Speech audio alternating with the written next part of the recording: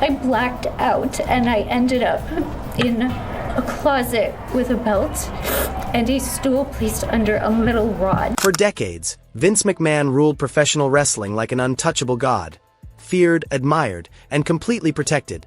But behind the bright lights of WrestleMania and Monday Night Raw was something so disturbing and deeply hidden that it took a federal lawsuit, a Wall Street Journal investigation, and a woman who nearly didn't survive to expose it. To understand the full reach of this story, you have to see where it began. And it didn't start inside a WWE arena, at a press conference, or in a corporate boardroom in Stamford, Connecticut. It began in an apartment lobby with a grieving woman and the most powerful man in wrestling history on the same floor, Janelle Grant, who in March 2019 was in crisis after losing both parents, her family home, her job, and all support, leaving her isolated and devastated as a full-time caregiver with nothing left. And since they lived in the same building, McMahon, according to the lawsuit, noticed her immediately, and what followed reads less like a friendship and more like a carefully constructed pattern, with court filings alleging he would greet her in his underwear at his condo, pull her close, share personal details about his life, and create an atmosphere that seemed, at the time, safe and comforting, like someone powerful actually cared about a woman who had lost everything. Grant met Mr. McMahon in 2019 when they lived in the same building. And that carefully crafted sense of safety, built on her isolation and vulnerability, is exactly what legal experts describe as the opening chapter of coercive control. Grant's attorneys say that she had been the full-time caregiver for her parents who both died, and that the family home was lost in the parents' bankruptcy. McMahon allegedly promised her a life and a job, saying he would take care of her, and according to her federal lawsuit, he created a position at WWE specifically for her. Not because of an interview or skills, but because the complaint alleges he wanted her inside the building under his roof, tied to him by a paycheck and the constant fear of losing it. The instructions to those setting up the role were reportedly simple and chilling. It just had to appear legitimate, and she was hired in June 2019 as an administrative coordinator in WWE's legal department, entry-level, new to the corporate world, and fully dependent on Vince McMahon for her job and, allegedly, for every part of her life at that point. And by summer 2019, the lawsuit claims McMahon was already making explicit demands, requesting photographs and videos. And whenever she hesitated or pulled back, he would reassure her with the same line that was actually pressure disguised as comfort. "You can trust me," and the amended complaint filed in January 2025 details that by fall 2019 McMahon demanded more explicit content, and when Grant hesitated, he questioned why she didn't trust him, and that phrase, "Why don't you trust me?" was not a question, it was a leash, and the degradation escalated steadily, with the complaint alleging McMahon began calling her his while introducing WWE-branded sex toys into their encounters, named after specific wrestlers and colored to match their race, as part of an incremental process to desensitize Grant to his fantasies and eventual demands that she perform sexual acts with other men connected to his company. The same men whose likenesses appeared on action figures and trading cards, and whose names were allegedly used in the private sexual humiliation of a woman he employed and controlled. Claims that he assaulted her multiple times with sex toys named after male wrestlers. The physical toll on Grant was both documented and horrifying, as by November 2019 her doctor was linking her symptoms, including sleep problems, dizziness, exhaustion, rashes, weight loss, hair loss, and severe migraines, to trauma and ongoing stress. And when she told McMahon what her doctor had said, his alleged response was 3 words filled with complete contempt. McMahon mocked her, quote, "emotional trauma, my act." He then insisted she see a physician of his choosing, which reveals everything about the control already built around her. As her body was showing clear signs of abuse, her doctor had recognized it, and the man alleged to be causing that abuse inserted himself directly into her medical care, becoming her doctor's gatekeeper. And what happened in May 2020 marks a turn no corporate scandal playbook could predict, with the federal lawsuit including some of the most disturbing allegations ever filed against a public figure in American entertainment. On May 9, 2020, according to the complaints, McMahon allegedly defecated on Janelle Grant during a coerced threesome at his condo, then ordered her to continue pleasuring the third party, identified as his personal physical therapist, while covered in feces, as he excused himself to the shower. And the encounter allegedly continued for over an hour and a half with Grant still covered. The filing describes her trying to back out beforehand, fearing she would be thrown around like a rag doll, and notes McMahon chose that moment to say, "I love you" for the first time, which in context reads not as affection but as calculated manipulation to freeze her in place. And the therapist was not random, as Grant alleged McMahon used her ongoing medical treatment at the same clinic, Peak Wellness, as a reminder of his control and her dependency, making every appointment a subtle signal of who dictated her life, while McMahon has denied all allegations, with his legal team calling the claims lies and obscene fabrications, maintaining that any relationship with Grant was fully consensual. I stand by my prior statement that Miss Grant's lawsuit is replete with lies, obscene made-up instances that never occurred, and is a vindictive distortion of the truth. Referee and how the referee had responded. But here is where this stops being a story about two people and becomes something far larger, because beginning in March 2020, according to the federal lawsuit, Vince McMahon allegedly started sharing Janelle Grant's explicit photos and videos with other men inside and outside WWE, including production crews, executives, producers, and eventually a world-famous athlete whose contract he was trying to secure, and this was no longer a private matter. This was distribution, an alleged trafficking scheme hidden within the world's most-watched wrestling company, and that is exactly what Part 2 covers. The distribution, the deals, and the deep cover-up.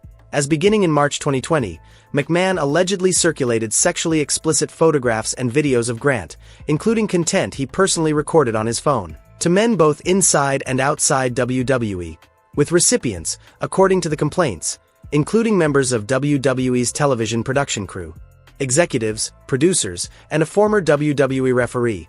And what makes this especially chilling is not just to receive the content, but how casually and eagerly McMahon allegedly shared it. As the amended complaint states, he texted Grant to excitedly describe showing her explicit material to a group of 12 men on WWE's tech crew at a taping, calling them her fan club. And by October 2020, that number had allegedly grown to 20 members of the production crew who had seen the content she had been coerced into creating, while McMahon allegedly celebrated this openly, texting her, "By now, thousands of men see you every day all over the world. They all want you," and the former WWE referee incident is documented in disturbing detail, as on March 26, 2020, McMahon allegedly sent Grant a lengthy text explaining how he had shared her explicit photos with Rand. McMahon framed all of this as a compliment, as 4 days later he messaged her again to say the referee had shown a naked photo of her to a friend, and that the friend had texted the referee asking to meet her, relaying it to Grant as if it were something to be proud of, while she was, according to the filing, horrified that her face was in those photos and that strangers now had them, and the most consequential allegation in this section involves a name every wrestling fan knows. Brock Lesnar, who in the original complaint was described only as a world-famous athlete and former UFC heavyweight champion, but in the amended complaint filed in January 2025, the anonymity was removed entirely, as the filing states that in July 2021 McMahon directed Grant to create personalized sexual content specifically for Lesnar, then shared it with him and reported back that he liked what he saw, and by December 2021, McMahon allegedly gave Lesnar Grant's personal phone number and told him she would do anything he requested, with the timing significant because WWE was negotiating Lesnar's return, and the lawsuit alleges Grant's body, images, content, and phone number were used as currency in those business negotiations, functioning as an incentive and a commodity. While Lesnar is not a defendant and has never commented. And then there is producer Michael Hayes, a WWE Hall of Famer, backstage power broker, and senior creative force for decades. As around September 2020, according to the amended complaint, McMahon instructed Grant to create customized explicit content for Hayes and his production crew, with the filing attaching screenshots showing Grant's body obscured by large text, sending messages at McMahon's direction reading, "Dear Vince's crew, hope enjoying these pics. Zoxo," and, "Hey Michael, Vince's stories are true and I love to live up to hype." Zoxo, with these screenshots introduced as new evidence to support the federal sex trafficking claim under the Trafficking Victims Protection Act, and Hayes has never been named a defendant, issued no public statement, and as of March 2026 remains employed in his senior WWE production role. And then there is the situation with John Laurinaitis. Then WWE's head of talent relations, John Laurinaitis, becomes a far more direct and damning part of the story because he was named as a co-defendant.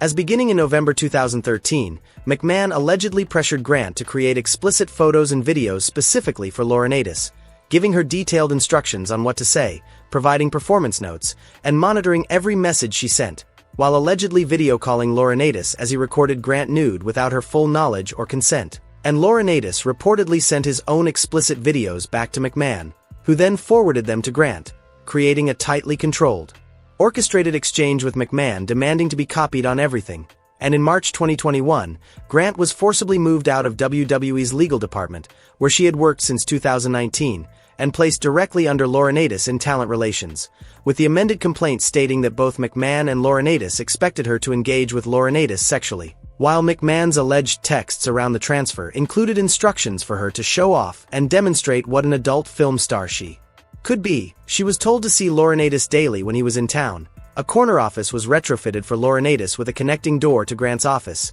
and named WWE executives were allegedly involved in arranging it all. And then on June 15, 2021, mid-workday with colleagues on the other side of a locked door, the complaint alleges that McMahon and Laurinaitis cornered Grant in that office, forcibly touched her, placed her on a table between them, and assaulted her while she begged them to stop, with both men allegedly saying, "No means yes, and take it." McMahon and Laurinaitis having sexual contact with her at the office at WWE headquarters. This was allegedly despite her begging them to stop, and each held her down as the assaults happened. Multiple WWE executives allegedly knew what was happening with Janelle Grant, with some reportedly shown explicit photos by Vince McMahon, and their priority, according to the complaint, was protecting the company rather than her safety.